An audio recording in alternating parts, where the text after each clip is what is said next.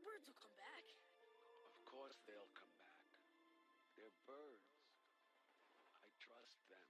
I understand them. It's people I don't understand. You see, Arnold, it's time for me to leave here. Don't be sad. And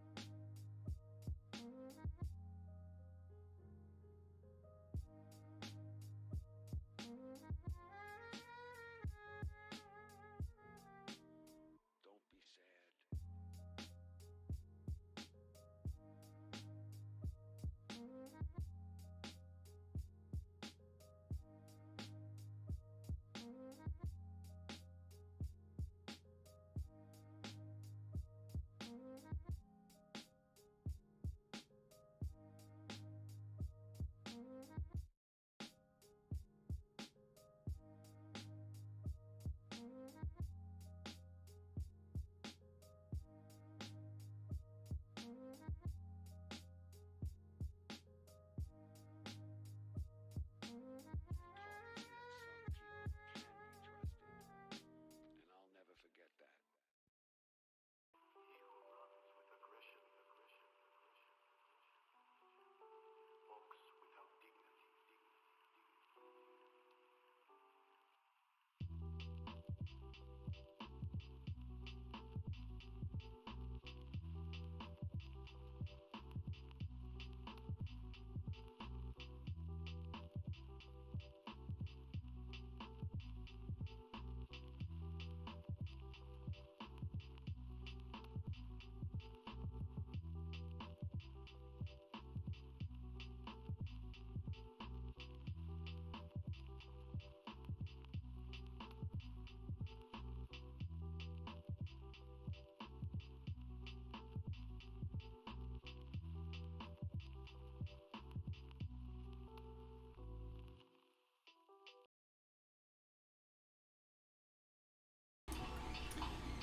Hey folks, good evening. I'm live again. It's good to see you all. New camera angles, I'm sure you can see that. I've had to move around the office a little bit at home, so everything looks a little bit different. So yeah, so it's all good. Yay! Cheers from Ms. Evil Genius. I'll always call you that because that's just how it is in my head now. I've got it lodged there. But Mr. Evil Genius, there you are. Hi Anarchy, hi Quedanka, good to see you both. Thank you both for the subscriptions. You two are both legends. And I do apologise for the background noise. I have got the music on as well, but my 3D printer is currently printing a model, and it was supposed to be done 2 hours and 20 minutes ago, and it's still on there. Avid user 2, hello. Yes, it's me, Mr. ISO. I quite like that name. I quite like that nickname. But yes, I am one of the ISO users, the few ISO users in the world. And we've got Soren in the chat as well. Hi Soren, good to see you again. I'm glad you got the macro pad. I still haven't found that software for you. I will try and find that as soon as I possibly can, unless I'm completely and utterly wrong. We'll come to the switches in a second. They are going to be for the VE.A build. As well as that, I'm going to give a bit of a review on some different stabilisers, including the EPBT ones and Zeal and a few other bits and pieces as well. Just going to move my mic a little bit closer there. Hopefully the background noise isn't too bad. Okay, so so what we're going to do today is we're going to finish off the first half of the VE.A build. So this is a copper-plated build with these switches here, which are Panda bottoms, Utamu Ice V2 tops, which are the low wobble ones that came with the Smurfy tier ones, the Sky switches, and then Panda stems. So they've got Pandelio stems. I just realised that I've got the music on twice here. Give me 1 second, guys. Why is that doing that? No wonder that is so loud. There we go. Let's pause that. These are the switches. So they are tactile. They're very, very tactile switches. They're not quite as tactile as Holly Pandas, but they do sound a little bit better in my opinion. A little bit more muted, a little bit easier to use, and we'll go from there. So these are the switches for the first half with the copper plate. So we have the plate here. As avid user earlier on mentioned, I am an ISO guru, so this will be an ISO build. So we're just going to build the right hand side of the board today and the left hand side probably next week and maybe the week after. You didn't miss much, Martin, at all. We literally just started, and Crow with the 400 cheer bits. Thanks, man. Thank you. Really appreciate that. So we're going to build up this plate today. So this is a 2mm thick copper plate made by my good friends at Laser Boost. They've been really good to me with this build. They're now on Discord. If you guys are on Discord, you can now contact Laser Boost on there, just at Laser Boost. They're pretty cool guys, and they'll really hook you up. And again, thank you, Martin, for designing this plate for me and making it fit for the VE.A. I know it wasn't easy, especially to make the ISO version, so thank you very much for that. The printer's going hard. As I say, it's a couple of hours behind schedule. It's almost finished. I'm hoping it'll stop in a minute or two, and then we'll carry on with the build. So just before we get into the actual build as well, I do want to show you something else that I've done. So this is the other side of the VE.A. So this is the left-hand side, and what we've done is we've actually filled in the VE.A logo with actual molten copper. So I don't know how well you can see that, but that was a pain in the arse job to do. But yeah, there we go.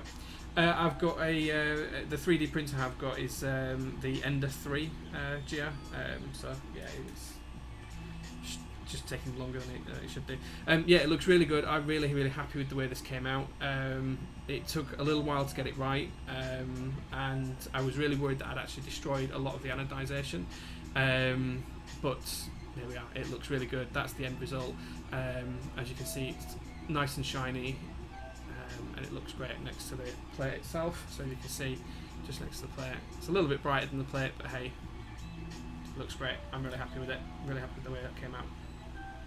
Oh, I'm glad you have the same printer, Gio. If you've got any tips, I've literally just finished building it today, so this is its first print, which is the one that came with it, some dog file, I don't know. But it's looking pretty good. I've got very little thing to work on with it. There's some slight wisps on there, but there we go. Did you grab white and black modern Dolch monochrome? I've grabbed modern Dolch. I haven't got white on black, but I have got EPBT white on black, which is on its way at the moment. So that should be here from Keyboard Fans in the next couple of weeks. Tidal was kind enough to order that for me and help me out with that. So that should be here in the next week or so, hopefully, and that's going to go on my pink TGR Alice, which should arrive tomorrow. Do I get one of each or more than one of the sets I like? Okay, that's really interesting. So I actually have quite a lot of key sets, somewhere in the region of 40 or 50 key sets, and I have multiples of some of them. My absolute favourite is GMK Solarized Dark. I have 2 copies of that. One is going on this board and the other one is on my canoe. You might be able to see it in the background over there somewhere. So I absolutely completely agree with buying 2. I've only got one of Modern Dolch, but I do have multiple other key sets as well. So I've got multiple black and white. I've got 2 of that. And what else have I got? I've got 2 Nautilus, although I'm not a massive fan of Nautilus. I've got double SA Abyss and double SA Hyperfuse. There we go. So I've got a few other doubles as well, but yeah, it's always worthwhile having more than one of the keys if you absolutely love it. Do you usually get one of each? Yeah, we've already covered that. I hope my Alice arrives this week as well. My Alice is definitely arriving on Monday. I had the confirmation email yesterday that it's going to arrive on Monday. I had to preference which pickup stock shop I wanted to go to get it. It's going to be here on Monday. I am going to do a stream Tuesday or Wednesday where I'll unbox it. I won't look at it until I unbox it live on stream. And that's going to have that's going to be built with Nixie switches, and it's also going to have GMK Oblivion on there, and it will be run by only ISO boards. It will only be my second ISO non-ISO board. The other one being the Hyper 7. So yeah, very not counting 40s. I've got a couple of 40s as well which aren't ISO, but yeah, they couldn't have it, so I don't count that. But I need to excrete, please build. Okay, yeah, we're going to get on with the build, don't worry. So the first thing I've got to do is I just need to finish off lubing these switches. So these are the switches for this half. It's about half the switch that I need to do.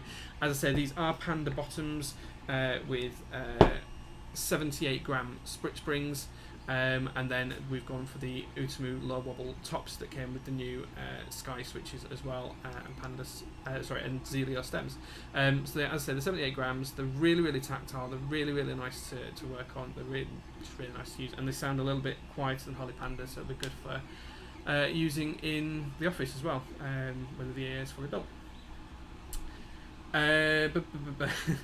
Thanks, Jay. We've got Xander as well. Hi, man. Good to see you. And Pusher, Ansiboard. I don't want to talk about it. I am really looking forward to getting the Alice, and Tidal's going to borrow it off me once I've got it built up and I've used it for a little bit.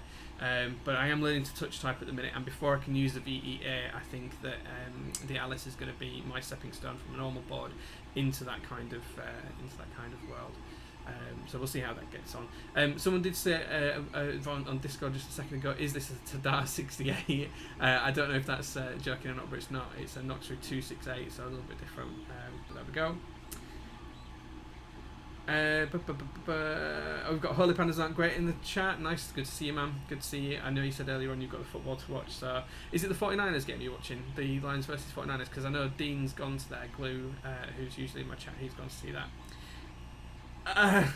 Yeah, okay, so now you mentioned that, avid user, right, okay. So I actually had the prototype of the DCO1, the split board from MechBoards, a split 60% a couple of weeks ago, and whilst I did a typing video, and this is on YouTube if you go watch it, I did a typing sound test of it, and you can actually actively watch me reach over and press the Y on the opposite board with the wrong hand. I actually do lean over and do that, and I don't know why I do that, but I did, but yeah, I will get there. I will get there with it. We've got Glove as well. No, man, we're just starting. We're literally just starting. We're making a start-up on it. Today with Blocker. Yeah, absolutely perfect. Change from creative to IRL. Well, last time I did that, I got noted from Twitch's terms of service that it wasn't IRL because I'm not streaming about my life. I'm streaming about doing an activity. So it's technically a creative stream. Hey, that's just what they said. You're a New England Patriots fan until you see. Oh, right, okay, fair enough. I only know the one game that's going on. I don't know everything. I'm glad to see that we've got Max in the chat as well. Max is a good friend of mine. And Max won the giveaway that we did last week, which was for the EPBT set of Black on Black. So that's on its way already to Max, along with the cable that I wanted to fix for me as well. So we'll see how that gets on. Just for those that didn't see it earlier on as well, here's the VE.A logo now filled in with molten copper. That was a pain to do, but it looks great. I'm really happy with the way it's come out. So there we go. Okay, it is really warm in my office at the minute, so excuse me while I just have a drink.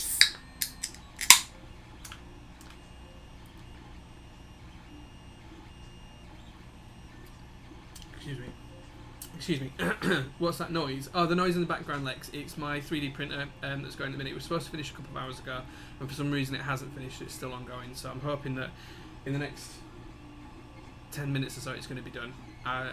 It's really frustrating me, but I don't want to pause it because it's the first ever print I've done on it, and I don't want to end up with wispy bits or anything like that. Anyway, on with the build. We can't get some dampeners. I intend to print some dampeners and buy some of the other bits. But literally it came yesterday afternoon. So I will do that. If you can link me, Geo, if you can ping me with those, I will absolutely pick them up and print them, whatever I need to do to get them on there, and we'll make it a lot quieter. We've got Subnet in the chat. Hi, Subnet as well. Yeah, we'll discuss it later. Cool, that sounds really good. You're from 50 minutes north of Boston. Nice. Okay, so what we're going to do is we're going to carry on lubing these switches. So I'm just going to finish off these 8 or 9 switches that we've got here, which are the last ones we need for this particular side of the VE.A, and I'll do the rest of them when I do the next side, which will probably be next week, maybe the week after. Depends on whether we do the Alice first or whether we carry on with the VE.A, or how I'm going to structure that, which I'm not sure of yet. So what we're going to do is we're going to lube the housings with Krytox 106, which is a nice thick lube. As you can see there, it's really thick and gloopy. And then once we've done that, we're going to use then some Krytox 104 for the springs, and these are 78 gram springs, as you can see here from the sprit. So just to cover off my lubing method once more, take the brush, and it was Max that taught me how to do this, but I probably bastardised and changed it a little bit. A little bit of lube on the brush, barely any. You want to be able to barely see it on the brush. It should just look wet rather than absolutely glopping. Into the base of the switch housing, around the base, up one side of the slider, up the other side of the slider, and then with what's left on the brush, straight into the middle stem holder, and just rotate that around a few times, and then move on to the next one. So re-dip into the lube. Very little lube on tactile switches. I put less lube on tactiles than I do on linears, which you've seen me do before. Up one slider rail, up the other slider rail, and then into the middle stem holder as well. And the one thing you do want to be careful of this, guys, is you don't want to touch the leaf if you can help it, because on tactiles, the whole point of a tactile is having that tactility there. If you put any lube on the leaf, you're going to reduce the amount of tactile feel that you get there. So very, very, very close to ruining your switch, in my opinion, if you do that on a tactile switch. So just again, into the base of the switch, rotate it round the base, up one slider rail, back up the other, into the centre of the switch for the stem. Just rotate that around. My dog's at the office door as well, she's sniffing away. I'm just going to keep going through these switches really quickly. The other thing that I do differently on linear switches that I don't do on tactiles is on tactile switches I don't lube the stems at all, whereas on linear switches I will do. So yeah. Friction equals tactility, or doesn't equal tactility. No, friction and tactility are two different things. In fact, I didn't do the middle part on that one. Friction and tactility are two very different things, Max. I agree.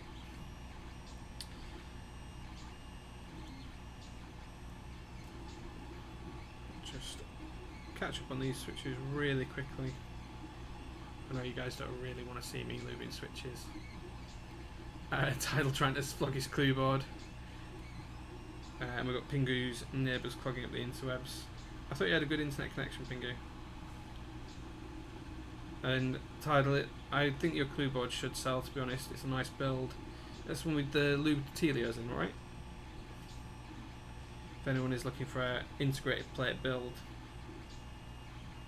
that's not a bad board to have, as long as you don't want ISO. As you'll all remember from my clue board stream trying to build Mel's ISO clue board, the board, whilst its layout supports ISO and whilst they advertise it as an ISO supporting board, it actually doesn't support it. Okay, just going to finish off this last switch here. So into the base of the stem, around, up one slider rail, up the other slider rail, and just in there as well. Hold on, my 3D printer's got stuck by the looks of it. No. We are all good. We're all good. Okay, so yeah, it does have a gap on it. Does the clue board? Yes. I'll agree with that. But you know, hey, it's one of those things. Westrock giving me porno, and then you'll be okay. Yeah, well, that's one way of looking at it. Yeah, the gap's one thing, but it's alright on the clue board. It's acceptable. It's comfortable. You kind of get the clue board knowing that it's like that. I think it's acceptable. Let it cool down before popping it off. Yeah, it's not finished yet. It's I thought the wheel was feeding off, or the filament was stuck, but it wasn't. It was just a little bit tighter than it should have been. Okay, so we're going to pop the springs in here. So as I say, these are Sprit 78 gram springs. We're going to pop in these switches today. Nice and steady away.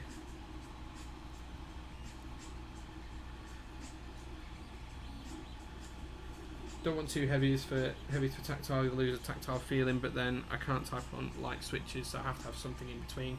For me, 78 grams just about hits that sweet spot.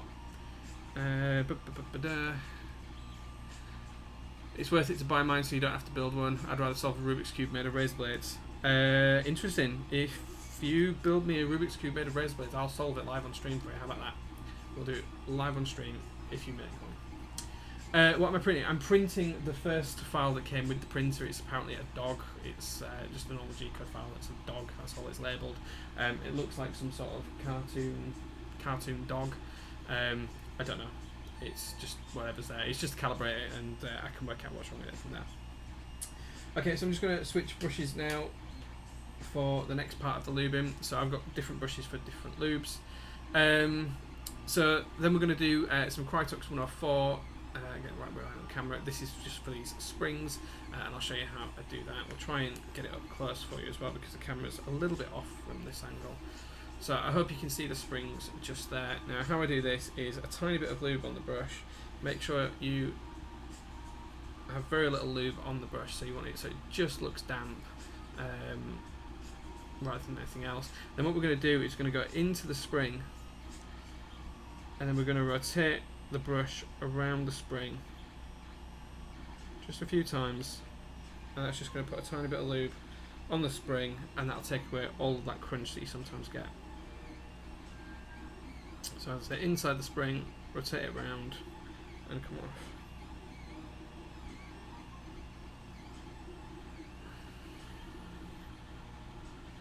Conscious you can't see that there. Try and make it a bit more visible. Oh, stealing the spring on that one. There we go.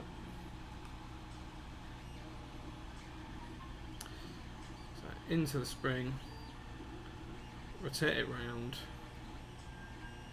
and so on. So I'm just going to finish up these ones really quickly.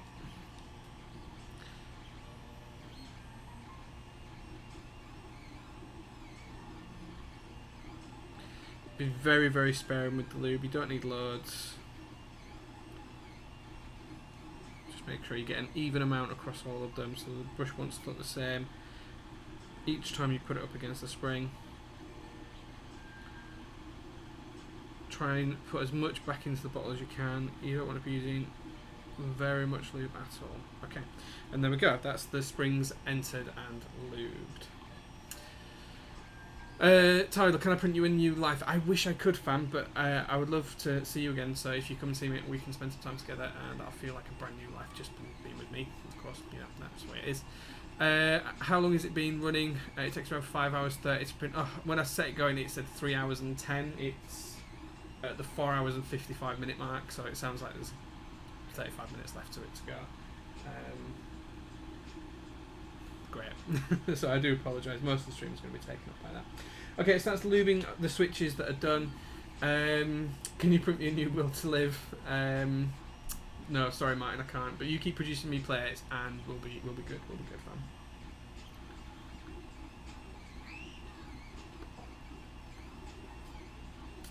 Yeah, the estimate's crap, yeah, it seems that way. We'll see how it goes with some of the other stuff I want to build. I've got a couple of big switch holders that I want to build, so if any of you guys have seen those 4 times the size MX switches, both West Foxtrot and Tidal want me to build a case for them, or 3D print a case for them, so they're going to be the next things to go on the 3D printer. Kyle, hey man, good to see you again, dude. Really nice to see you on stream. Thumbs up. Yeah, whatever, thumbs up. That looks really weird on the upside down camera.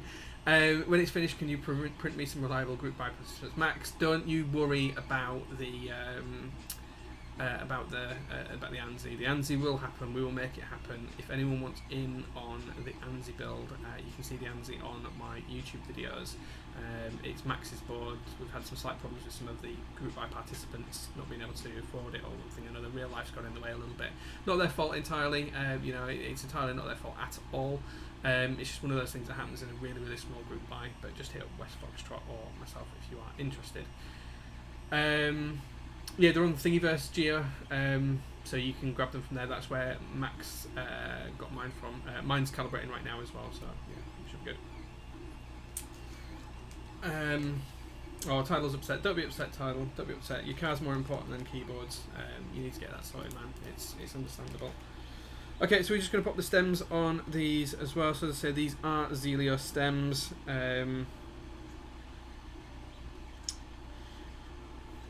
I did have an idea for the first half of the board using different coloured Zeal stems to try and have them in like a 1976 style wave pattern, but these are all the same colour of these ones. These are all just the dark purple for the right hand side of the board, and I'll decide whether I want to do it on the left hand side of the board later on.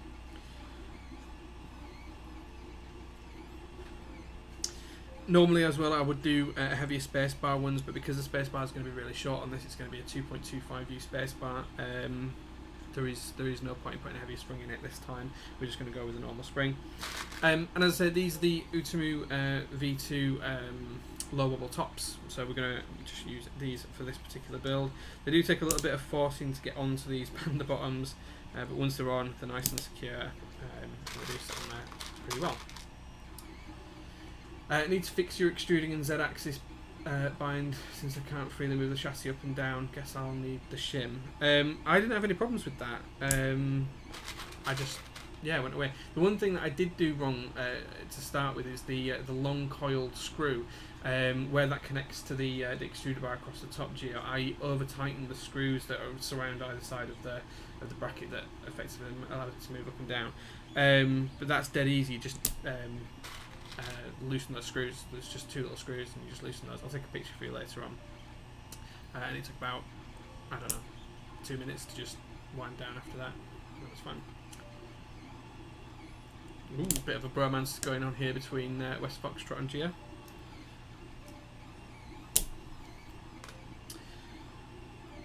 Okay, so there we go, guys. That's the switches for this particular build already.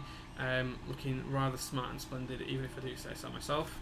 So I'll just pop these out of here.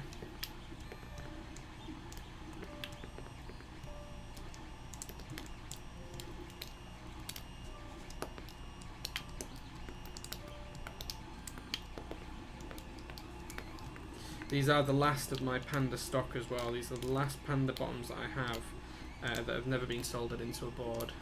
So I have these and enough for the other half of the board. But once I've used these, that's it. I'm going to be all out of Pandas, guys, which is rather upsetting, to be honest with you. But yeah, here are the rest of the Pandas. Once these go, that's it. No more Pandas. I'm not sure if you recognise these, Pingu, but they just keep floating around my office lately. Okay, so there we have the switches all pulled together. Yeah, it might be too tight. Yeah, it's the screws look like they're supposed to be fully tightened on it, but they're not. They're supposed to be just barely tight. So yeah, there we go. ASMR, maybe.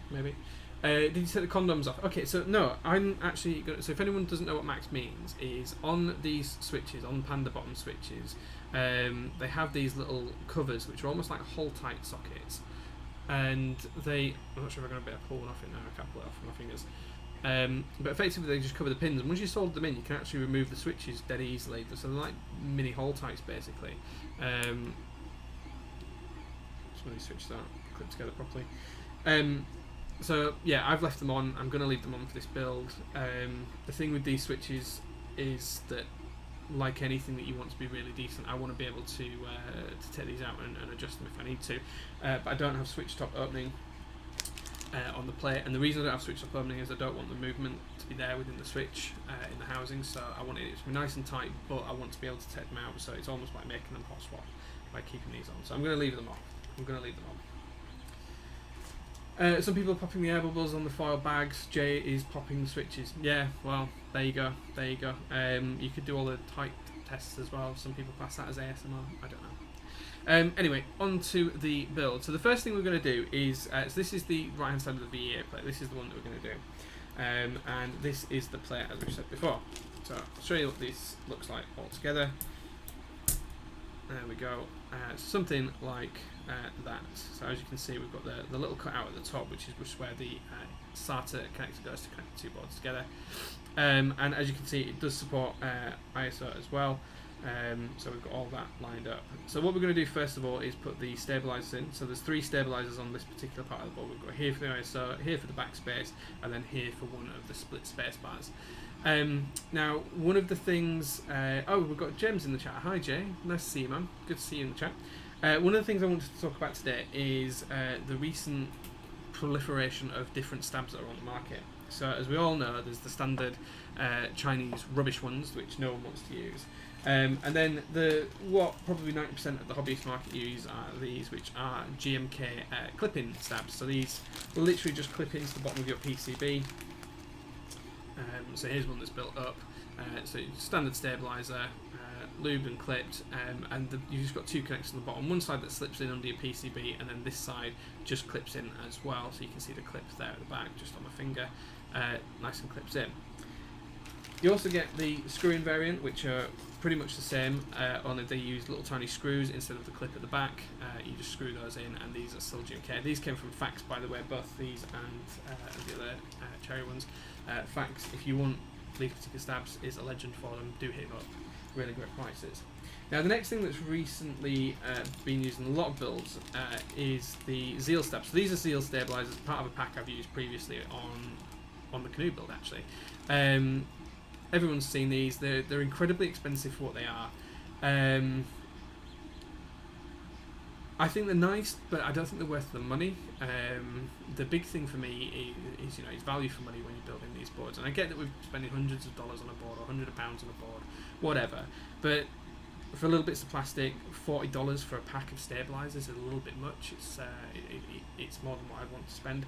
That being said, they are really great quality. They're great screw-in. They're fantastic if you've got LEDs on the build. And I know that the Zeal 60 PCB actually has LEDs that sit underneath the stabilisers as well and things like that. So that's fine. But that being said, they did have problems in round one. They'd pop out at times.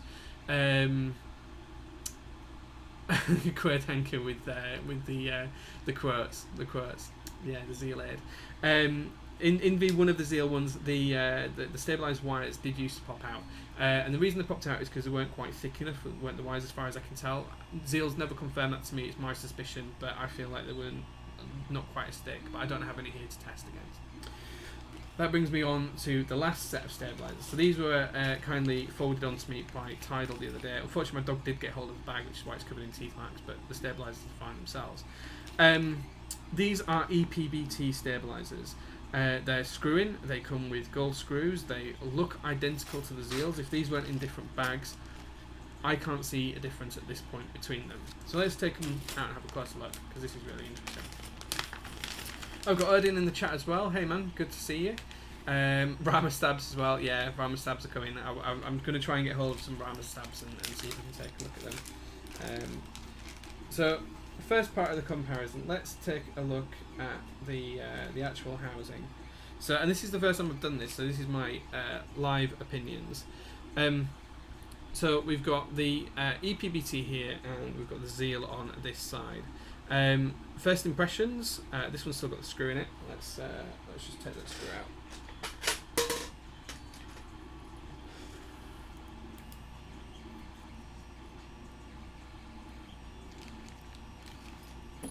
Okay. So these are identical now in terms of the layout. So just looking at the way that they're shaped, I can't tell any difference. They are identical in terms of their height, their width, their dimensions. They even have the same markings on. They also have sprue markings in the same place. Even the inserts are identical, so they have the same ridge pattern on them. The clips are all the same size. The indentations in the same place. As I say, the sprue and machine marks on there are identical. There's a little line, you probably can't see it on camera, there's a little line that runs horizontally across both stabs just here behind the clip part. If I was a betting man, the plastic is the same colour, it distorts the colour of my fingernail exactly the same. I don't know if you can see that. But they are identical. There is no difference between these two stabilisers. Not in colour, not in shade, not in size.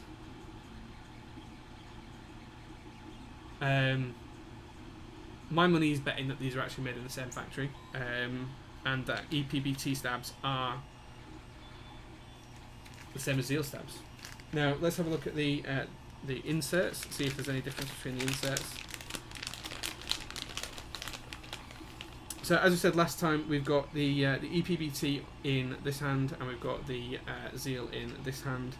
Again, I'm hoping that this comes up on camera. These look identical. The pattern inside, where the stabiliser wire clips, is the same. The sprue markings underneath are identical. They clearly come off a mould in the same way. They have all the same machine marks. Interestingly, even on the cruciform at the top, the indentation is on the same side. there is also the same factory mark, and you won't be able to see this on camera. There's a little factory mark just on this edge of the stab there.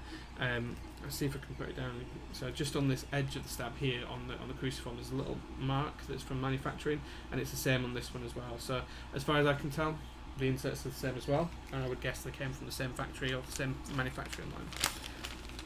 Now let's have a look at the wires, and this might be where it gets a little bit more interesting. So I don't have any a 7U or a 6.25U Zeal wire to compare, but again, we've got a Zeal in this hand and EPBT here. The colour's identical. There is no differentiation in colour. Now, interestingly, when I compare that with some of my Sprit ones, the gold is a slightly different colour from Sprit. These are identical.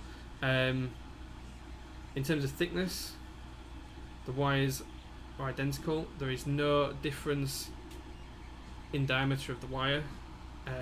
It is 100% identical, and it would lead me. The bends are even in the same place, to the same angle, to the same degree. It's the same radius on the outside, the same radius on the inside. I believe these are exactly the same. I genuinely can't tell any difference whatsoever between EPBT stabs and Zeal stabs, apart from the price. Yeah, so make of that what you will. Make of that what you will. So Gator makes Zeal stabs and own EPBT. Yeah, Zeal says they're not the same.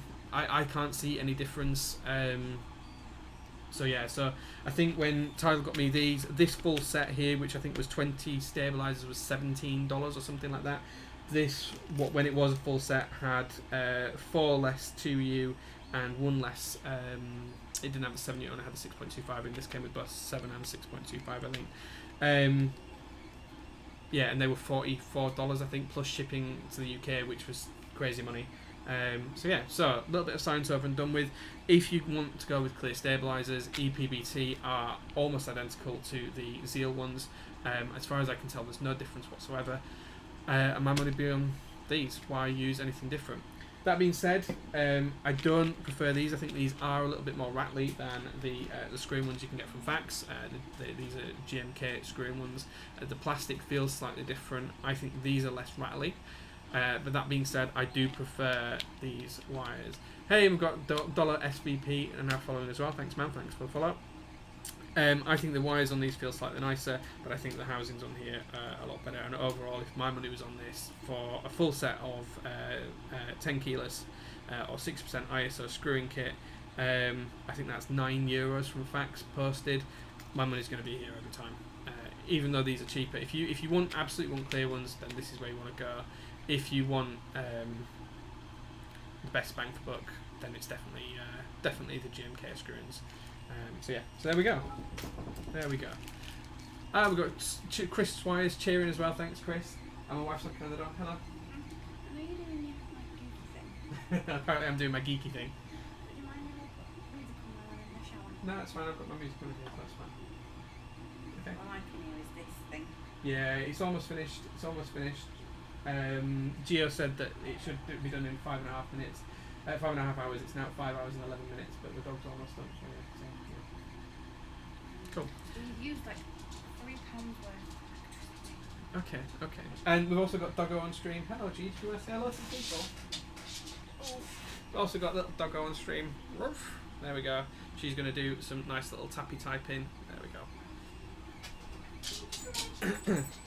Thank you for the bits, Chris. Really appreciate that. And I think there was another follow as well. So thank you very much, whoever that was. I will check it out later. And thank you to everyone. As I said before on stream, just to make everyone crystal clear, any bits, any donations, any subs, anything like that, it all goes back into the pot and will be used for giveaways in the upcoming weeks and months. None of this is done for any sort of profit. It's all going to get pushed back into the community. So yeah, guys, just, don't think I'm doing this for the money, basically.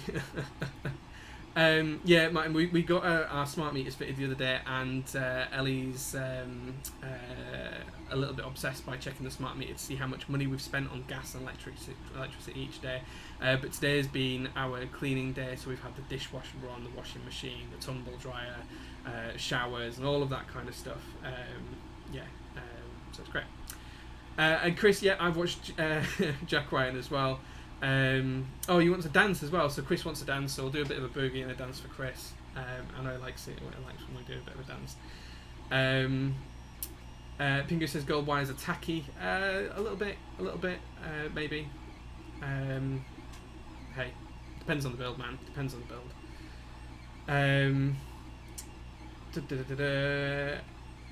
Jack Ryan, yeah, Jack Ryan's good. I enjoyed watching it as well. I can't wait for the second season. Really looking forward to that. Yeah, but if that gets me free Twitch bits, then perfect. And Xander's now following as well. Thank you, Xander. Always good to see you in the chat. And I think we spoke offline as well the other week as well.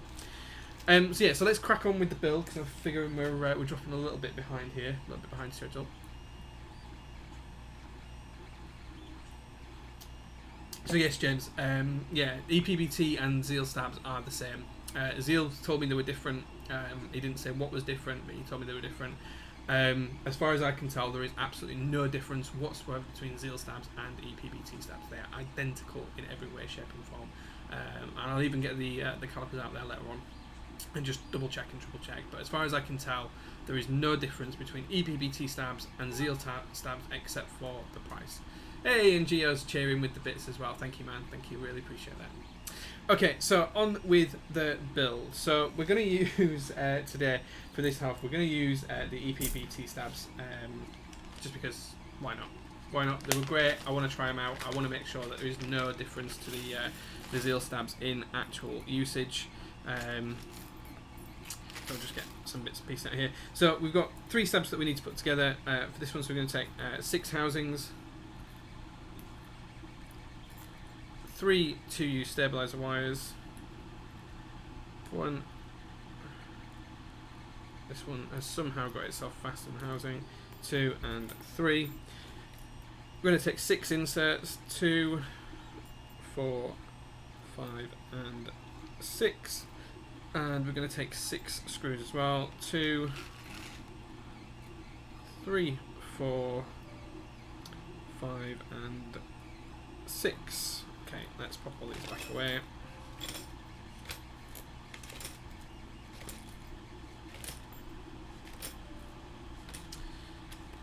Should have pulled all these out. I should have just grabbed them. Okay, well, we live and learn. We live and learn.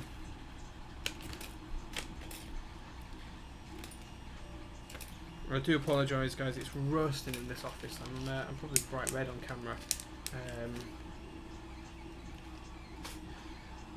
Okay, so let's get back to the build, see what's going on in chat. Of course, Zeal will say different. Yeah, he probably will. It's his prerogative. I get that. That's fine. Who sells EPBT stamps? If you ask Tidal in chat, Tidal will post a link to where he got them from. I think they came from AliExpress or Taobao. I'm not quite sure. Did I polish the plates or did they come that way? The plates actually came this way. So this is the shiny finish from Laser Boost. As you can see my reflection underneath my chin there as well. They are absolutely gorgeous bits of kit. You can have multiple different finishes. So yeah. Only difference Nikolai's noticed is that EPBT screws didn't include washers and nothing else. Zeal doesn't come with washers, or it didn't when I last bought some in the previous round. So I don't think any of them. And GMK don't have them either. No, Corey, you're right. GMK don't have them. So yeah, that's that. So with these being EPBT, we don't need to clip we don't need to clip them. We just need to lube them. So we're just going to pop the slider into the housing, the wire into the base of the housing, into the bottom hole on the stabilizer. There we go, and then clip it into the front. Nice and simple. Again, you've got 1 hole on the back on these, and you've got 2 holes on the front. You want the 2 holes to the front. The front of this is where the clip is, not where the screw is. Inside the slider, into the base of the bottom hole with the wire. Make sure you angle it correctly. Helps if you do. Okay, once it's in, clip it into the front of the stabilizer, just like so, and then that's all set up and running. That's one done. Quickly pop these together, and then we'll go through a bit of lubing. Should take a minute or 2 to lube them, and then we'll go from there.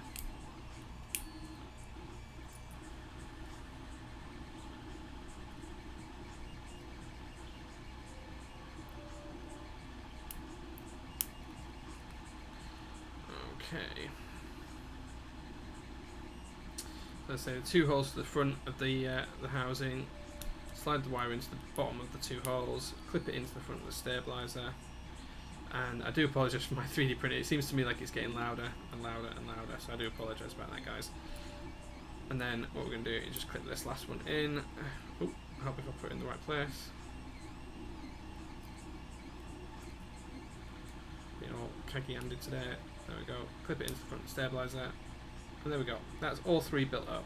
Now what we're going to do is bob these into the PCB. And this is where we work out if Martin's plate design is perfect. And yeah, we'll see how that goes. Brian from Talkback said he preferred the Zeal EPBTs because they have a tighter tolerance and thus don't rattle as much. I think that's right if they're not lubed. If you lube them, I think you get rid of all of the rattle, and the plastic feels smoother, in my opinion. And yeah, in my view is that I prefer GMK screw-in stabs to all of the stabs. Now that might be different for other people.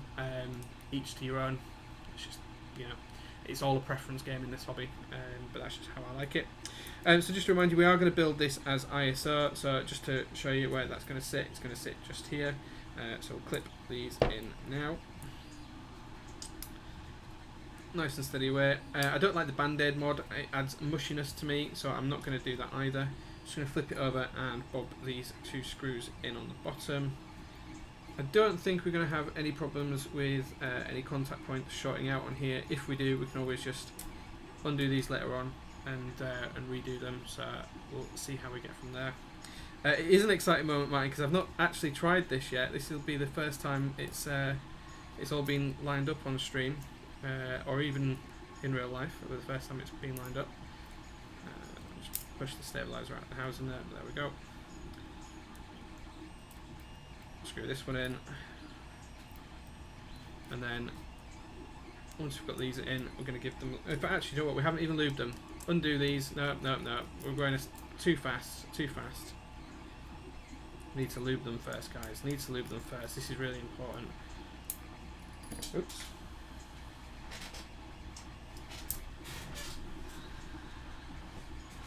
I'm throwing screws on the floor.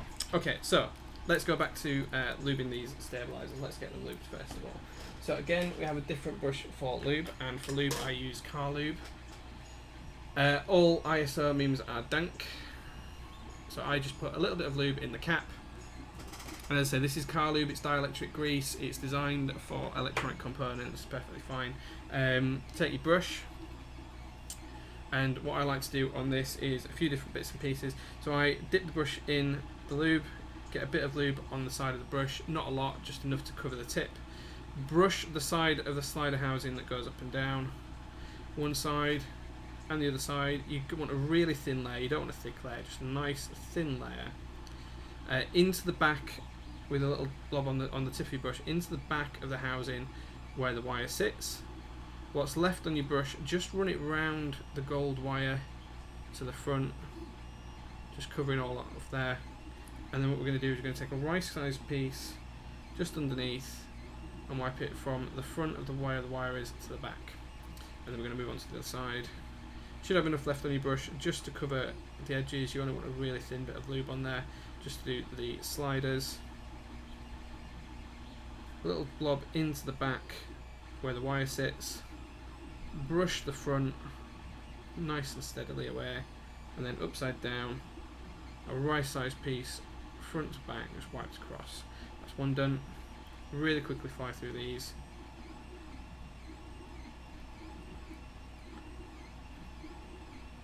There we go, into the back. Try not to use too much, again it's better to add more later on. And then a right sized piece front to back on the underside.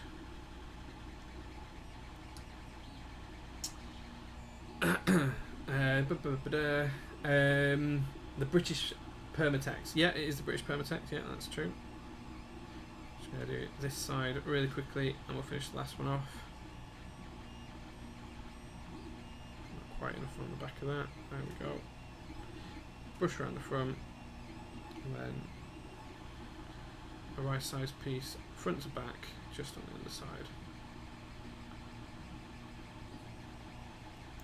Last one, really quick. As I say, you don't need much lube at all. You're not trying to coat things. You're not trying to make it overly thick. All you're trying to do is just make it stop rattling. Just make them nicer to use. So just be wary of how much you're adding to stuff.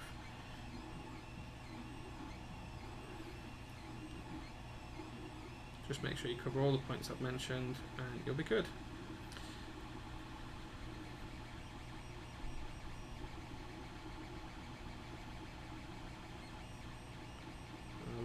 Rice size piece, there we go. There we go, okay, all lubed. Nice and simple and steady away.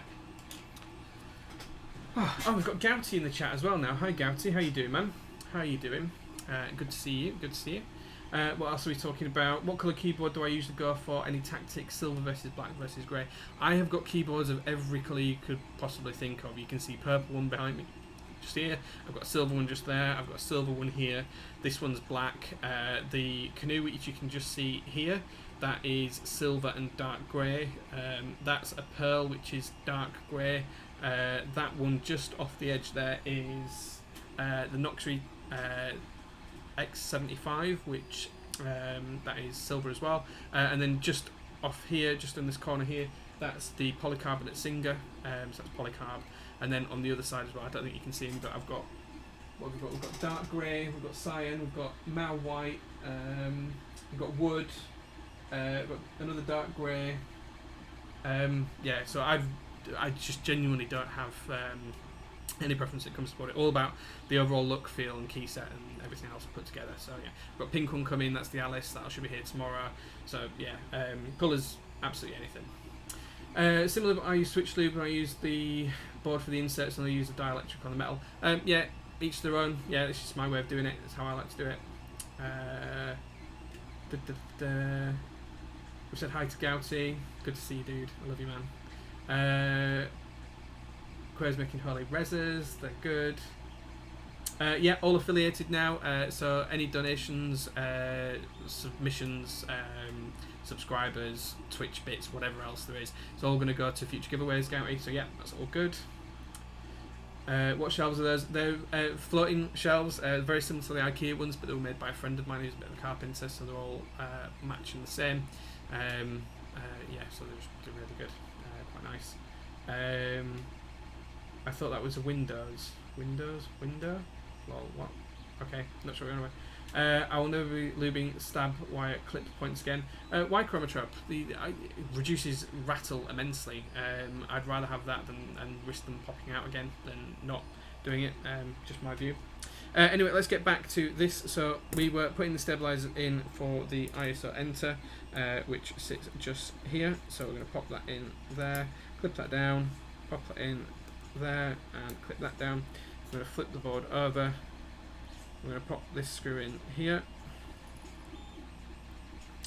Just tighten that screw up there. I don't think we're going to have any problems, as I said before, with any components crossing over, being shorted. So I'm fairly confident on that route. But what we will do is, if we've got any problems, we can always just undo the screws afterwards and pop a little bit of tape on, or a little washer or something like that. Okay, so that's that one in place there. So that's all looking good. We're going to pop the one in for backspace next. And that wants to sit, which way around does this one go? Let's go this way around. That's that side in, and that's that side in. There we go. Pop the screws in underneath. I think I've lost a screw again. We'll be alright. If I could keep hold of these screws, I think I've got a tiny bit of lube on my fingers, and it's making holding on to things a little bit difficult. So we'll just screw that down. Again, no cross-contamination to worry about here on these fixings, so we're all good from that perspective. And again, with these, you don't want to tighten too much. You're not trying to squeeze the PCB. All you're trying to do is make sure that the stabs sit nice and tightly in there. You don't want to crush anything or anything like that. And then the last one we're going to put in, it's going to go down here. So again, we're just going to tuck these in here,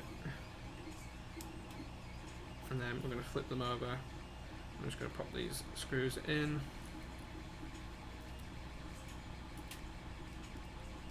And as I say, no shorts on this one either, just given its proximity to the base. There's going to be nothing for it to short out on. So just tight, not crushing the PCB, just flush. And there we go, that's all the stabilisers in place for this particular build. Put the plate on top, and this is the moment of truth as to whether everything aligns. And there we go. It all sits, looks nice, pretty.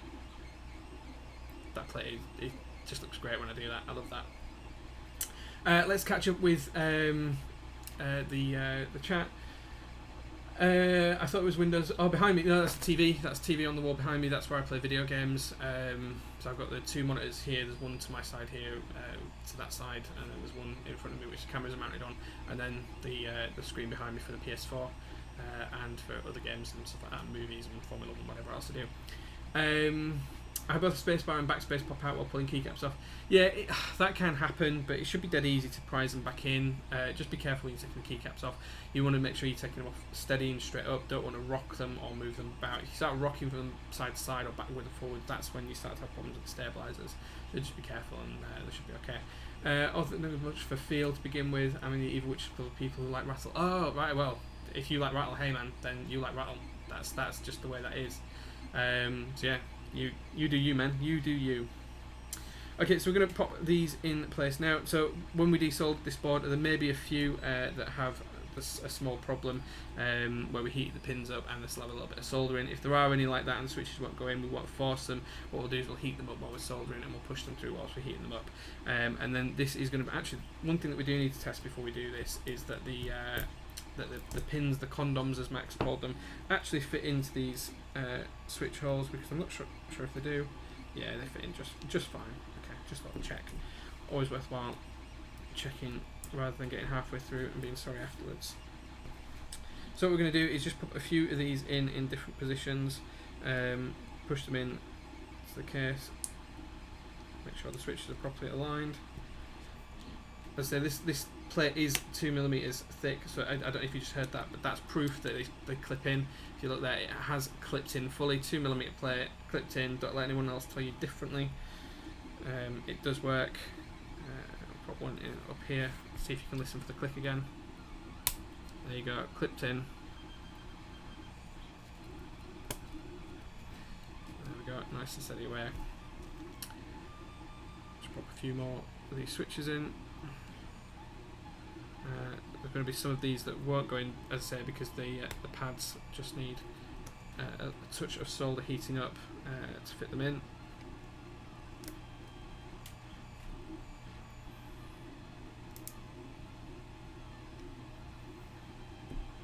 Okay, this switch wasn't clipped together properly. This is the ICE V2 tops. They are really tight, but it does mean that sometimes they don't clip in into the bases properly, and you have to just force them in. Okay, so I think we're going to have to remove that one, and that one's going to need some pads heating up just to get the solder to flow again. Oh, and my 3D printer's finished, guys. There we go. I apologise for that. Let me catch up on chat a little bit.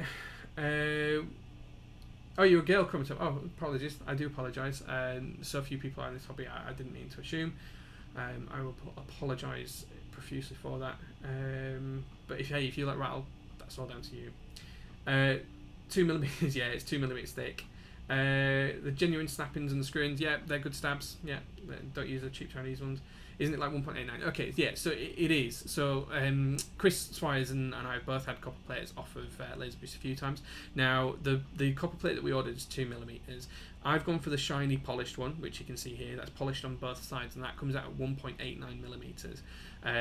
When Chris has had his, he's just had his brushed, and that comes out at 1.94mm. My suspicion is just that the polishing removes a little bit more material. Simple as that. It just removes a little bit of material on both sides of the plate, and that compounds it to make it 1.89mm. So yeah, there we go. I can't show you the 3D printed dogger at the minute. It's cooling down. I don't want to pick it up because it'll be red hot. or at least the bed will be, but I will put it on stream towards the end. If you remind me, guys, I will do that. Let me turn it off actually, and then I can do that. And Gio, you were pretty much right. 5 hours 31 minutes, man. 5 hours 31 minutes. You're almost spot on with that. Okay, so let's carry on popping some of these in here. In fact, you know what we're going to do? We're going to just prise that off a little bit. Just going to pop the switches in where I think they're going to work and where they shouldn't have any problems whatsoever, and then we'll push them into the PCB afterwards. But yeah, for anyone that tells you that they don't clip in, they do. You can hear them snapping in. There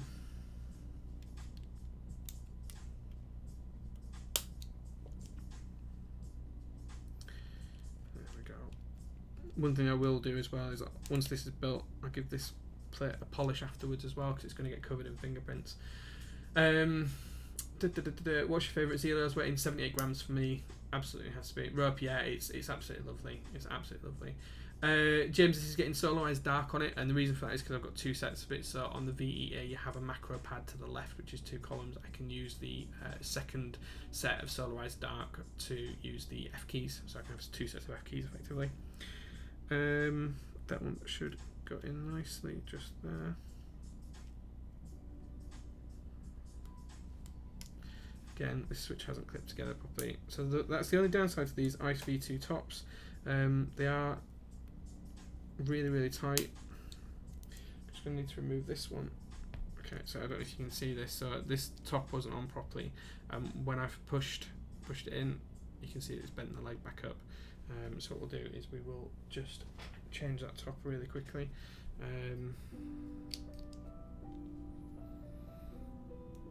So these tops are really, really tight, but that's a downside in itself as well at times. So we'll pop that one to one side, rebuild the switch, fresh top. There we go, that's in properly.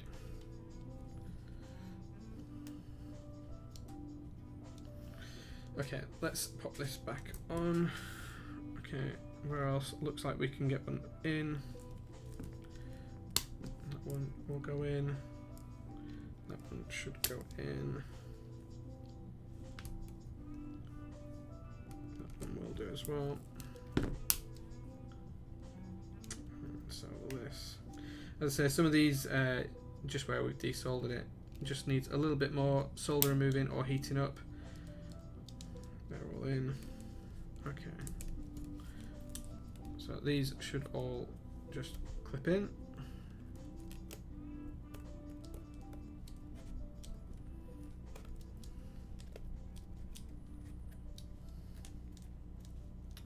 Oh, didn't want to. Nor did that one.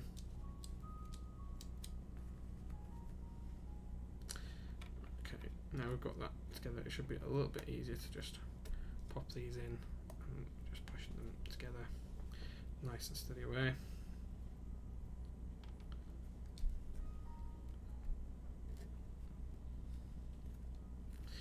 Some of these switches, once they don't go in the plate straight away, you can tell that there's part of them that just aren't quite fitting properly.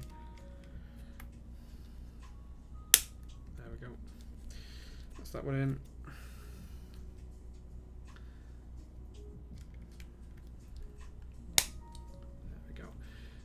Did I buy BSP? If so, do you plan to stay in the group buy or get refunded? What's BSP? Don't recognise the name. SD is lovely. Gunlock Peng. Yeah, I love Solarized Dark. It's one of my favourite key sets. Hence why I have it twice.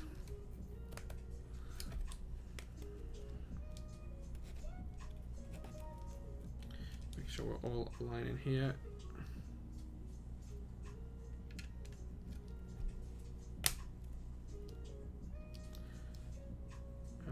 Let's say quite a lot of these are going to need a little bit of extra heat just to get them in. So those ones we're not pushing the switches in. We'll do them on a case by case basis as we get to them.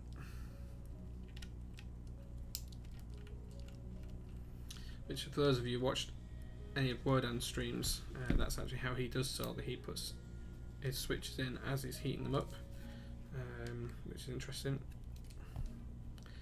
I've only ever done it So this housing, there you go, you see, that housing wasn't quite right, didn't want to quite slit in, there we go.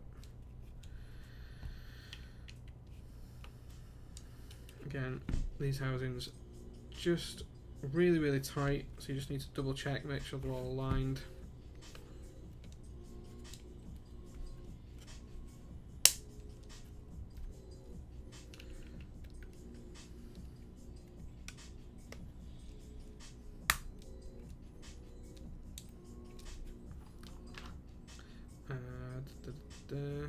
I'm really impressed here with how you knew it was going to be 5 hours and 30 minutes, 1 minute out.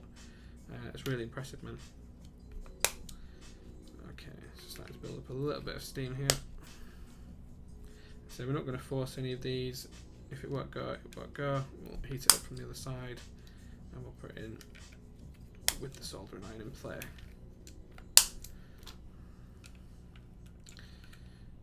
Okay.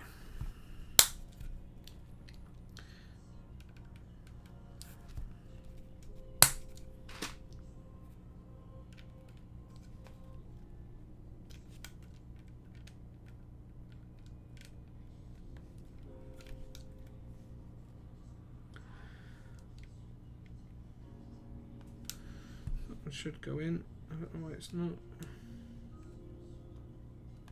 Oh, interesting. So that one probably isn't going to fit in with the Panda socket on it. No, there's that one. So interestingly, so the pin shapes on the bottom row here, they're actually slightly different. So the condoms, as Max called them, won't fit on some of the pin legs. So we're probably going to have to take the condoms off for those particular switches. That one's going to need a bit of heat to get through. Try the backspace one. There we go.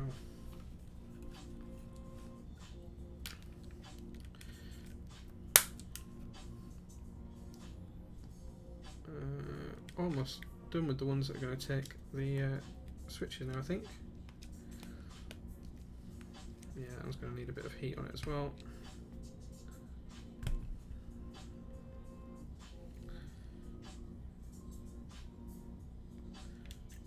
Nope, that one should go. He says, try and do this on camera. I'm notorious for taking things off camera. Nope, that's going to need a bit of heat as well. Looks like all of the rest of them are going to need a little bit of heat. And it also looks like one of the pins has just come here as well. So let me just grab some flush cutters to use as pliers. So one of the little condoms was just stuck in there, and one of the switches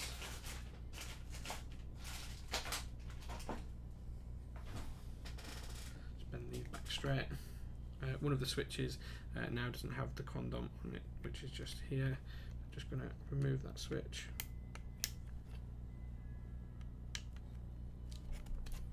There we go. In fact, it's got both of them off now. We're just going to pop the condom back on.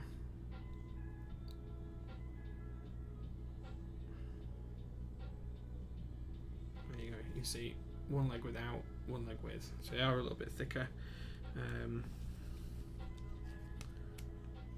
we go.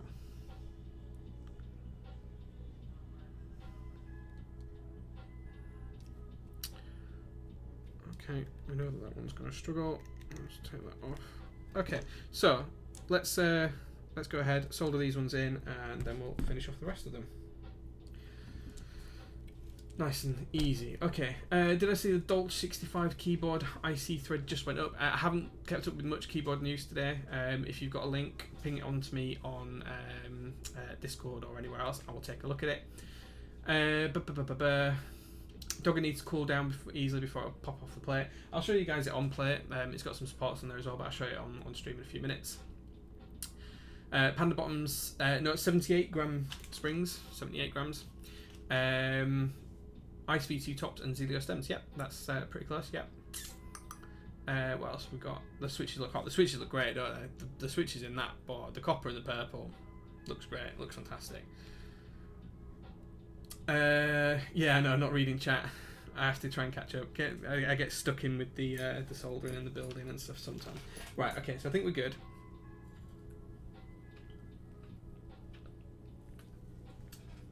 What we're going to do now is we're going to solder these switches in. Once we've got these in place, what we're going to do then is we're going to push through the other switches that aren't in place whilst we're giving them a bit of heat from the other side, and then we'll solder those in afterwards. So we'll just quickly solder these ones in that are in place, and then as I say, we'll go from there. We're going to be using Kester solder. So this is Kester 6040, I think. It's this stuff. Yeah, nice stuff. Melts really easily, melts really well. It's not too thick, not too thin.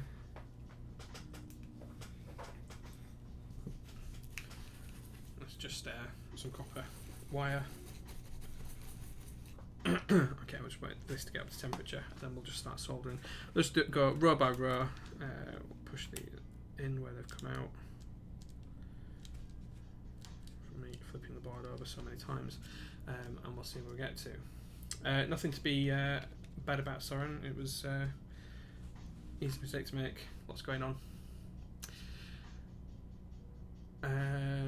As I can see what. Okay. So we're just going to tin the tip first, and then we're going to crack on with the soldering.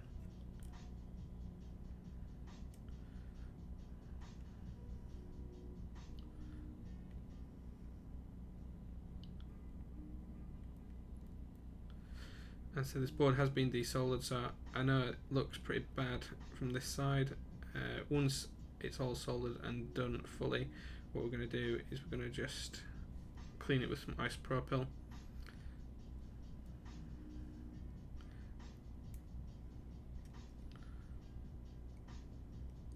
Make sure I've got plenty of solder on there.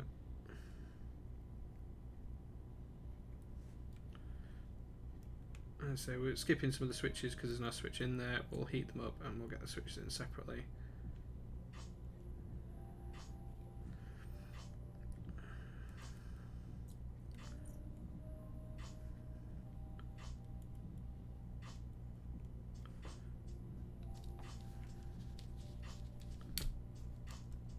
Make sure the switches are all in place. Okay, that's one row done.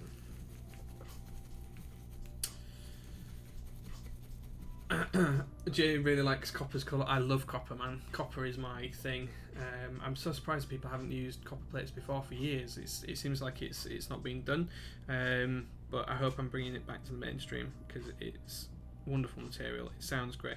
One of the interesting things I will be able to do in a couple of weeks, I'm going to desolder the Noxray X75 and take the Utemu Sky switches out there, and then I'm going to rebuild it with the copper plate and the brass plate, and in both I'm going to put retool blacks, and then we can do a bit of a sound test, see how the difference between copper and brass is, see what it looks like, what it sounds like as well. If you can cast copper plates, that would be amazing. I would definitely be in for any option to get one of those. I have burnished a few copper plates now as well, which also looks really, really good.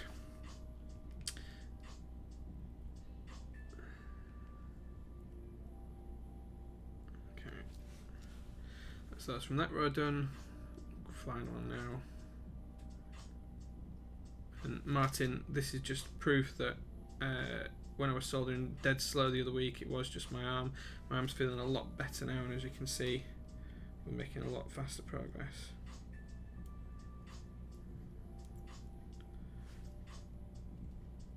Still not quite right, but it's getting there. It's getting there now. So for those that you don't know, I had a pin put in my arm when I was younger, and it's moved or changed position or something, and it's just not quite right anymore, and it's causing me a bit of grief from time to time. It's alright at the minute, but I have been having a few problems, and it was struggling to do anything with this hand a week or two ago, so my soldering was a lot slower.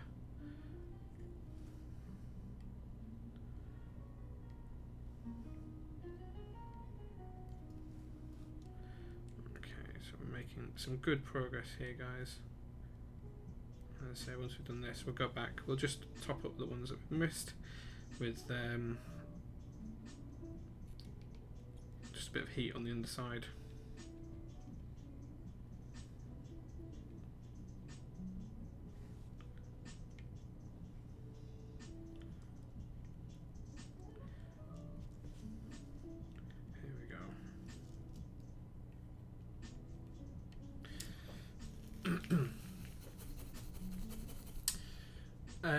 Wait, not plate case. Oh, copper plate case. Wow, I would be definitely interested in that. Hit me up. It doesn't matter if that costs a ton of money. I'd be interested in it. Where can you order custom plates? Oh, I get all of my custom plates from Laser Boost. There are other people out there, but Laser Boost have been really, really good to me. They made this plate, all of the other copper plates, and the brass plates I've had on stream in the past, and they are really, really good. I wonder if we would make a copper plate if someone else asked him, just like with brass and eggless case. Probably would do. Yeah, and Martin designed this plate for me. Martin designed a couple of plates for me. I think we did another board as well, didn't we, Martin? I can't remember what it was now. But yeah, I've done some plate designs in the past, and Martin can, help you out with that as well. He's really, really good. I mean, this was a highly specialised one-off plate, and he's managed to knock it out of the park on that one. Okay, just gonna. That looks a bit cold soldered. Let's just refill that. Okay, almost there now. Just gonna finish this off really quickly.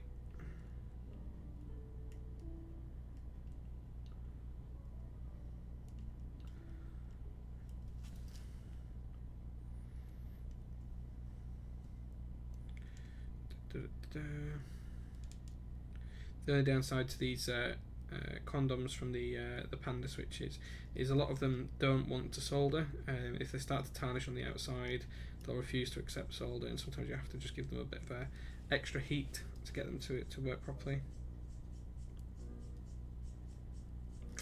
Something that does look really nice, I just noticed here, I can see the copper through the through the stabilizer, and it just looks really nice. Yeah.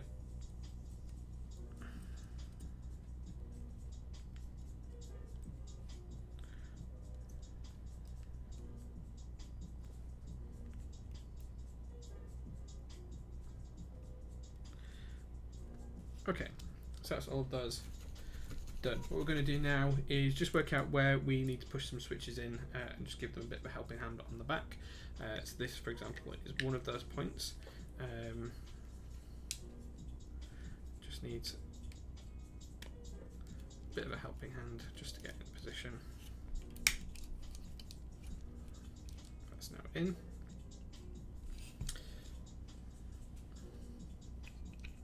This one does as well.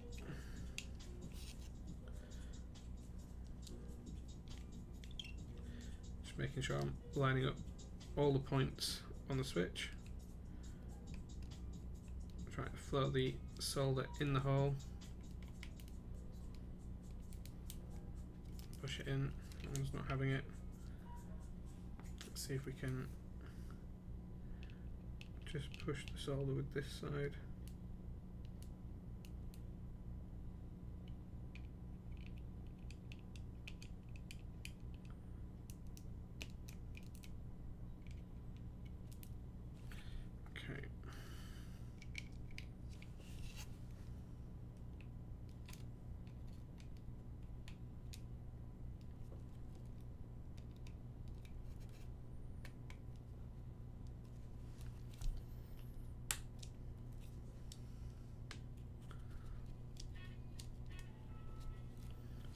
Clipping in.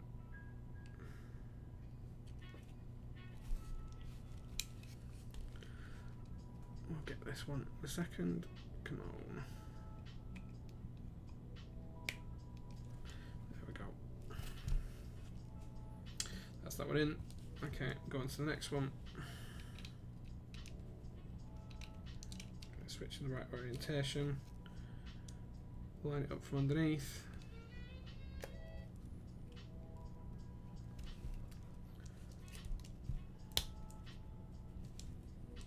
Make sure it clicks into the plate.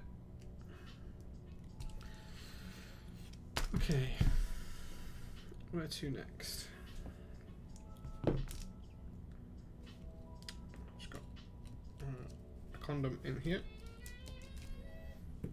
We've got a switch missing a condom there, so pop that back on. And we'll go from there. Hey, we've got Fax in the chat, man. You missed the stab talk, Fax. You missed the stabilizer talk. If you want the TLDR, it's that your stabs are my favourite, and EPBT and Zeal stabs are identical. So again, we're just gonna heat this up a touch and try and push it through. There we go. That's that one in.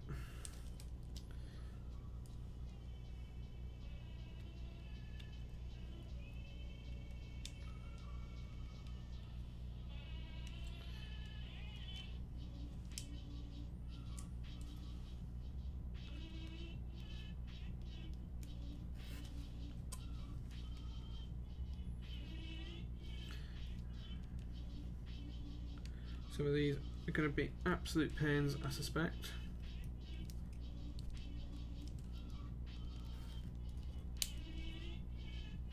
Might have to come back to that one.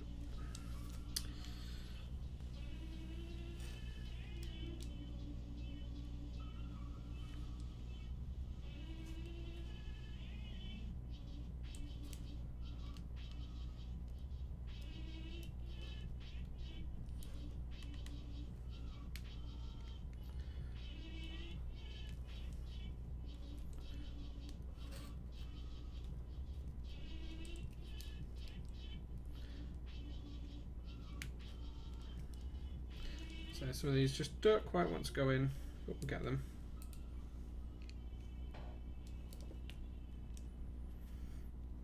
Okay, that one's going to be a pain as well. We'll come back to the ones that are painful, probably fill the holes with solder and then desolder them again. Might be the easiest way to resolve them.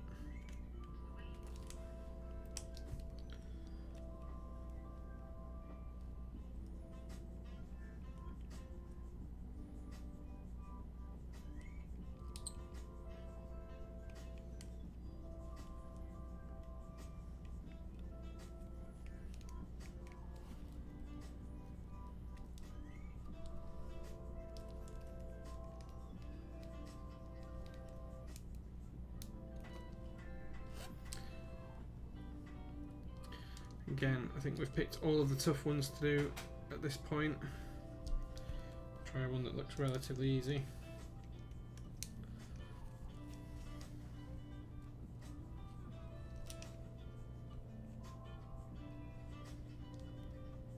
If these do really struggle, what I'll do is I'll just take the condoms off and we'll go from there without them on.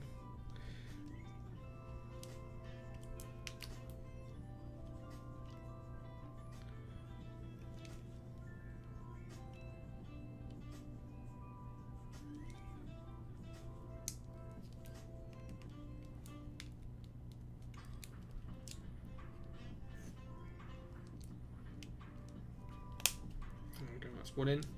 First success in a little while, that was frustrating.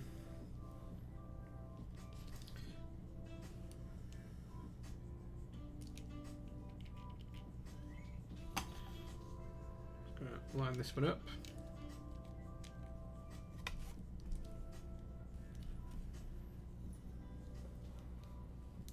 And so all we're doing is just heating any solder pads that are been just a touch stubborn.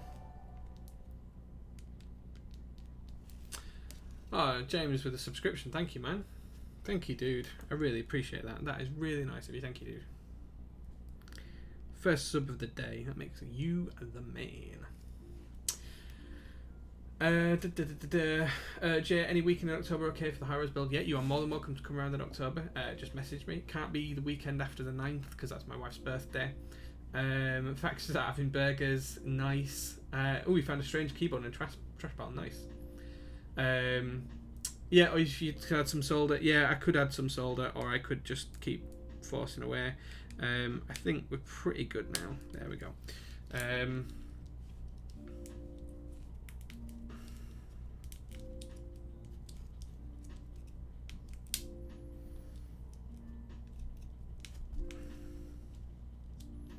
Make sure we're all soldered nice and neatly. How many more switches are we missing? 1, 2, 3, 4, and then the 3 on the bottom row. Okay, so let's. And we've got a couple that aren't fitting properly as well. So let's move back up to the top row. See if we can get this one in.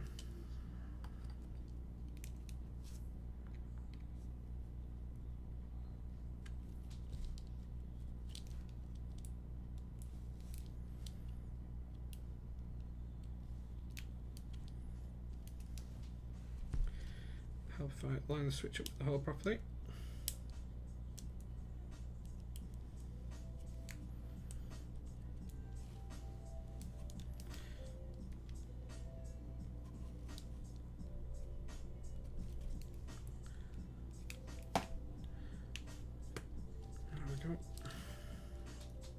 So these just take a little bit of extra force just to get them in place. There we go.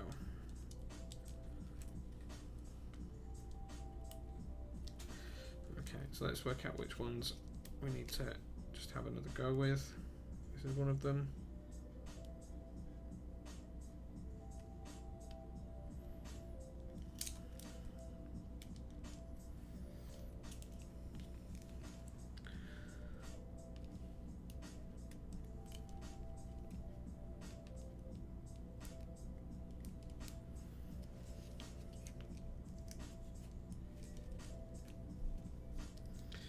So hopefully you guys can see what I'm doing here. I'm just heating up the bottom pad right as I'm pushing the switch. I'm just hoping it'll give and clip in. I'm going to take these other switches out that aren't in properly, just because they're winding me up a little bit. Okay, so that was not a great idea, leaving the pins behind, the little condoms as Max was calling them. I'll just pick these out as well, and then we'll come back to that one in a minute. Again, another condom just left behind. I'll just take that out. Okay, that one's soldered in, nice and solid, so this is where we start to have problems. But we'll get there.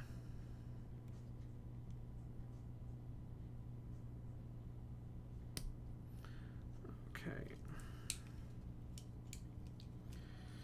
Let's try and force this one in now. This one we're going to have to keep alternating sides for because both sides on this are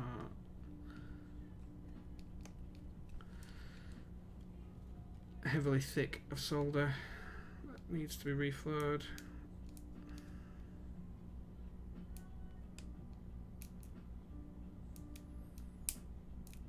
And there we go.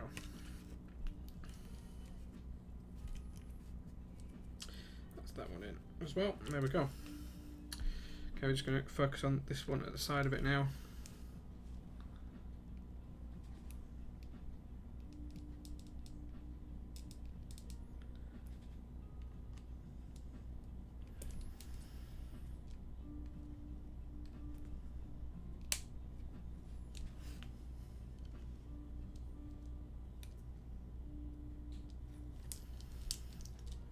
Slowly getting there.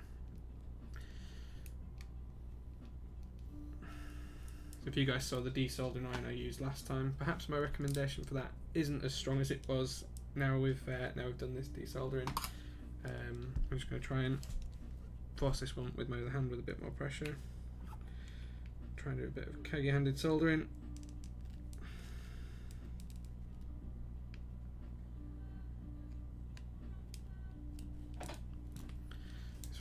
Does not want to go in. Okay, we might come back to that in a little bit.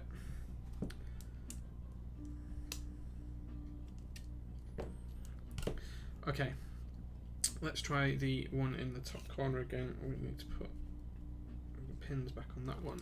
I'll do it in a few minutes. Okay, so I can see the problem on this one in the top corner. When I've been desoldering it before, I've left the pin in it from the switch. This one's snapped the pin.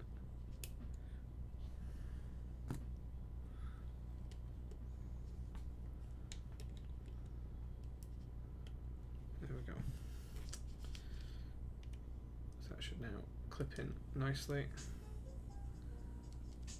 Right, so we'll need a little bit of heat on the back.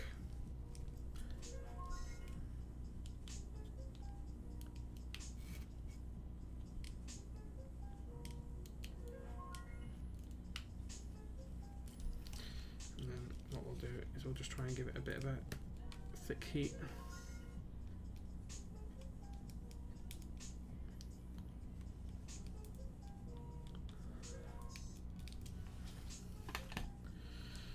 Okay, so that one's almost in. Just needs to be a little bit flusher against the PCB.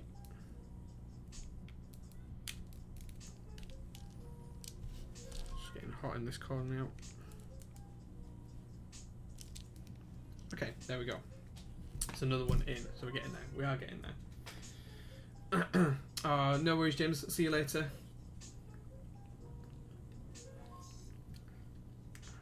And James is going to commission the PCBs. Ooh, sounds good for a high-res build. Really looking forward to that. Okay, so we are getting there. This bit's taking a little bit longer than I hoped, but we will be there before long.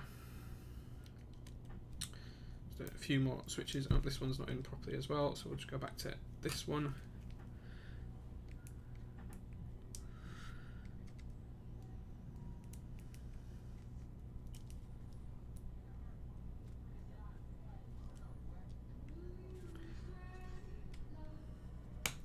There we go, that's that one in. They do make a satisfying click when they go in, which is always nice. What's going on in chat? Any fancy SATA cables for the VE.A? Well, I do have pecs on making me one because Max hasn't got any SATA cable equipment, so I do have a fancy one coming in. Yes, would be the answer to that. I don't have it as yet, but he is making it to match Solarized Dark specifically. So I am really looking forward to getting hold of that.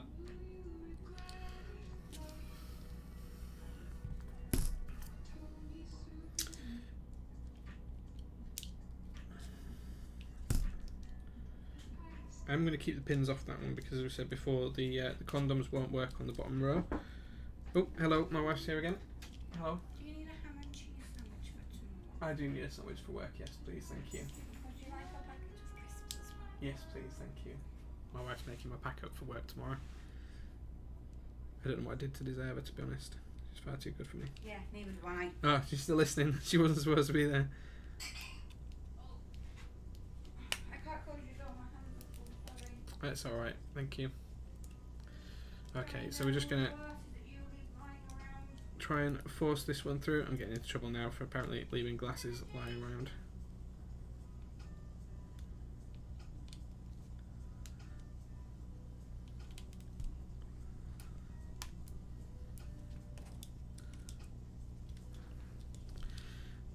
Okay, so we're almost there. There we go. That's that one in as well. There's one more in the middle of things to do, and then we'll look at the bottom row. Oh, my browser is going all over the place because I caught the mouse there. Just give me 1 second to get that back.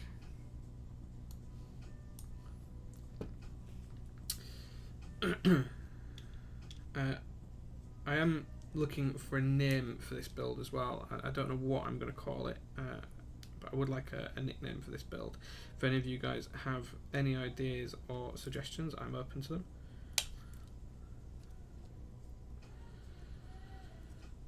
Okay, so that's all those in.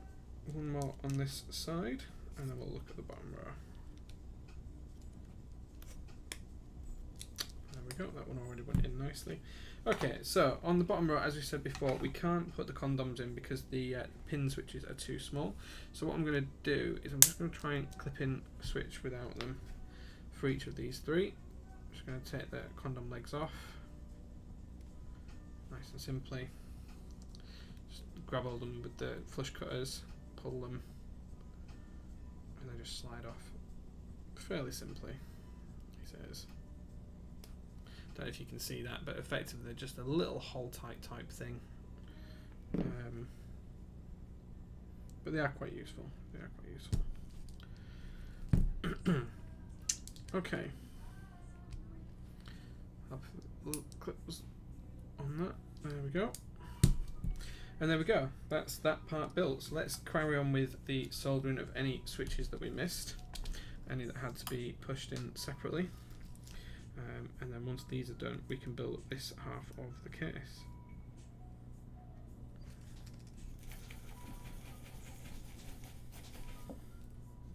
Try and get a bit better heat transfer on the solder iron.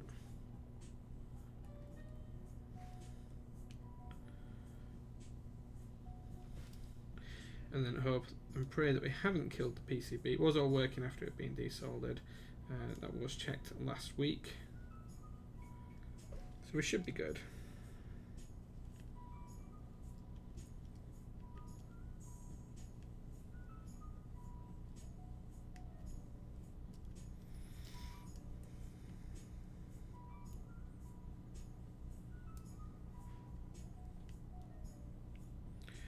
and solder these fairly quickly.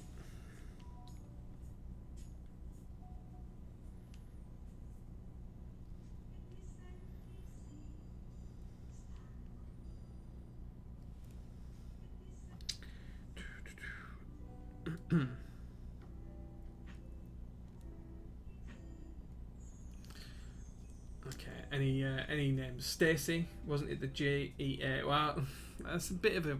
I'm not sure I like that. I'm not sure I like that. But yeah, it's all right, but I'm not sure I like it. A few people have suggested it, but yeah, I'm not sure. I'm not sure I fully agree with that.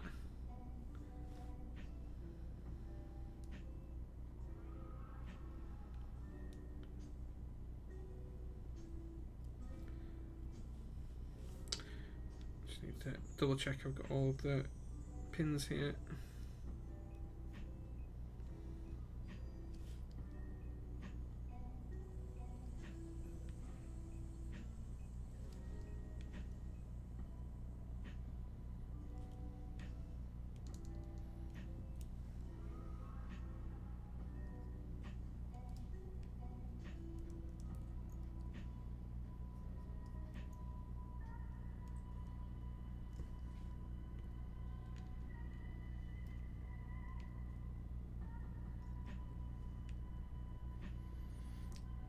Okay, almost there now, guys and girls.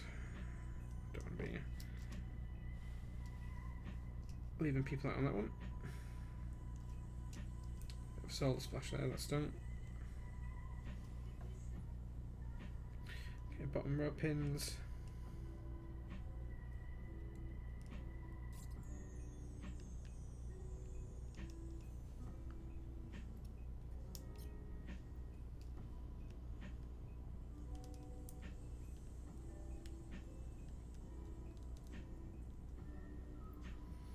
Okay. I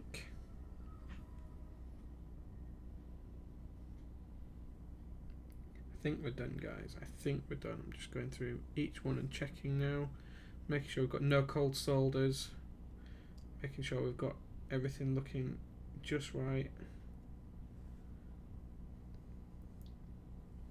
making sure everything is actually soldered.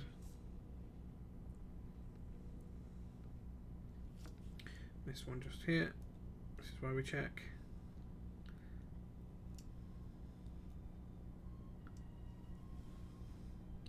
And there we go. That should be that side of the board fully soldered.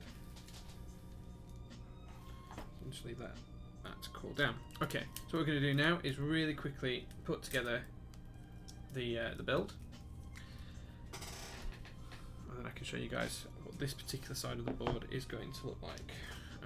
My little screwdriver out somewhere. I need them both. Okay, so just undo these. These are just the top mount system for this particular board.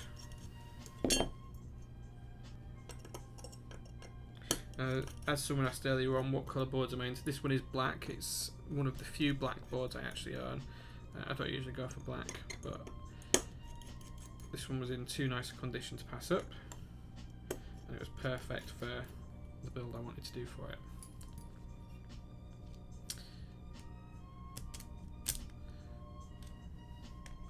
There we go, you can see how that plate just fits perfectly in there. As I say, Martin did a great job on designing the plate for this board without ever seeing it with VE.A in the flesh.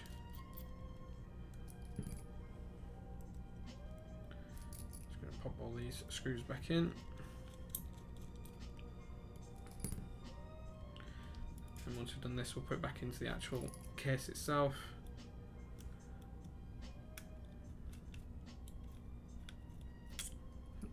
Didn't want to quite go in.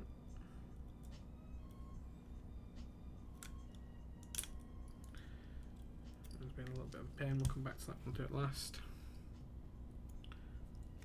I think it's slightly misaligned, but I think it's the screw, not the case's fault.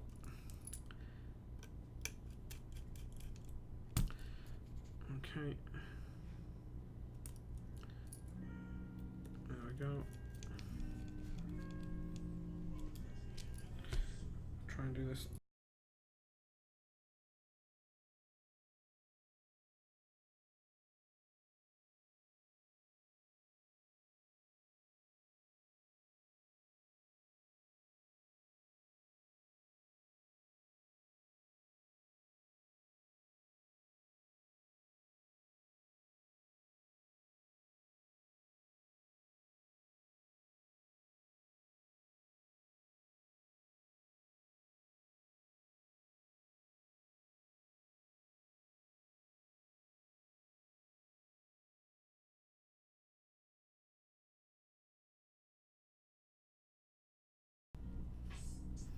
There we go.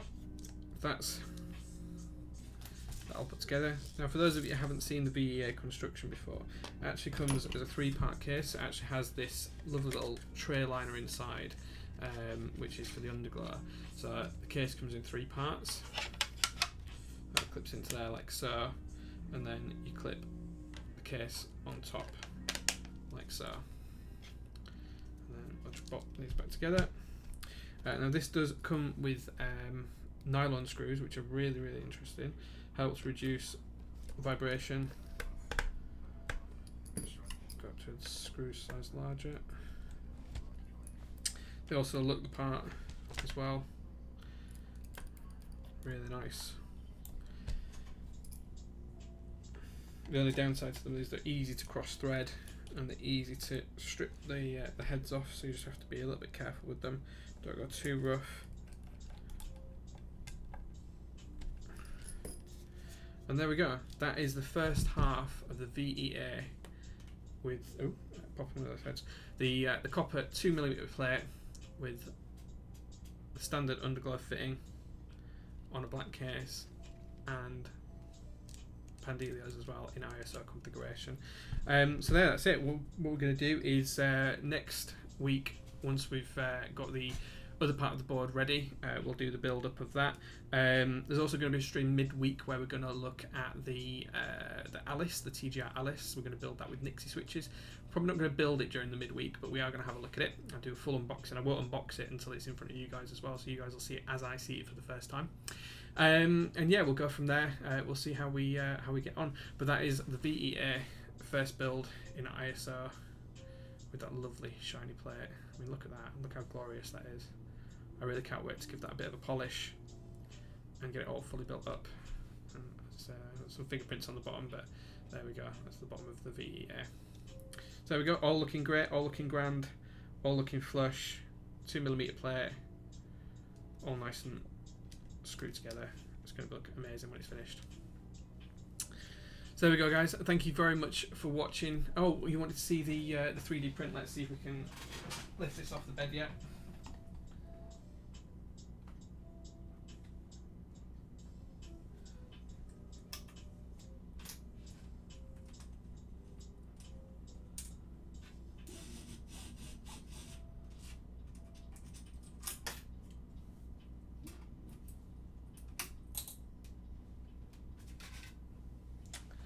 Here it is, guys. Here's the 3D print, the little puppy dog. As you can see, this is the first print my printer's done. It might be easier if I show it that way. Still got the supports in place, need to cut those off, take it apart, have a proper look at it. But it looks pretty good. There's been a couple of problems with the layer transitions by the looks of it, but it needs to have a few tweaks to it. There's been a little bit of a droop on this ear here. If you can see that somewhere maybe, but other than that it looks alright. The tail's got good definition, the bottom half of the body. Been some problems with the head just here, there's some ridges in there that shouldn't be there, but it looks pretty good for a first print. I'm pretty happy with it. Yeah, I'll clean it up, take some pictures of it, see how good it looks, and then we'll go from there. Not sure how I'm going to get it off the board actually. We'll work on that afterwards. Remove the supports, please. I'll take some pictures of it later, Martin. You'll see it, don't worry. But yeah, that's it for this particular stream. I'll get the video up on YouTube in the next couple of hours. We'll move on to the rest of the VE.A build. We'll be doing this side of the VE.A next week. We'll have the Alice on stream in the next couple of days. It'll probably be the Alice build after the VE.A is finished, and then once that's done, we'll move on to the Punchy 66, and then I have no idea what will be after that. Probably the X75 2 build. We'll do the 2 builds on the X75, and we'll go from there, and we'll see where it is. Just one quick last catch up on chat. You make brass shine its own way. Yeah, brass is lovely as well. Brass and copper are both lovely materials. You person wants to get yourself a Gundam Banshee inspired board in the future. Nice, yeah, Gundam would be good. Close game is good too. Brass is one of the potential candidates. Navy gold and clear orange lights. Yeah, that'd be nice. That would be nice. Each their own. You know, if you like that kind of thing, go for it. But that's it. We're going to finish the build there. That's one half of the VE.A done. We're going to get the other half done as well in the next few days. I'm going to test this off stream, just make sure it all works and make sure everything's working from a Switch perspective. I'm pretty sure we'll be alright. I'm pretty sure we'll be good. And yeah, hit me up if you've got any questions, guys. As always, I'm available for any sorts of questions, queries, concerns, thoughts you've got. Just catch me on Twitch, message me on Discord, hit me up on Reddit, wherever you want to get in touch. I'm good with that. But thank you very much for that, guys. We're going to close the stream down there. I hope you enjoy the rest of your weekends wherever you are in the world. And I'll speak to you in the next few days. Thank you very much, folks. I'll see you all again soon. Bye.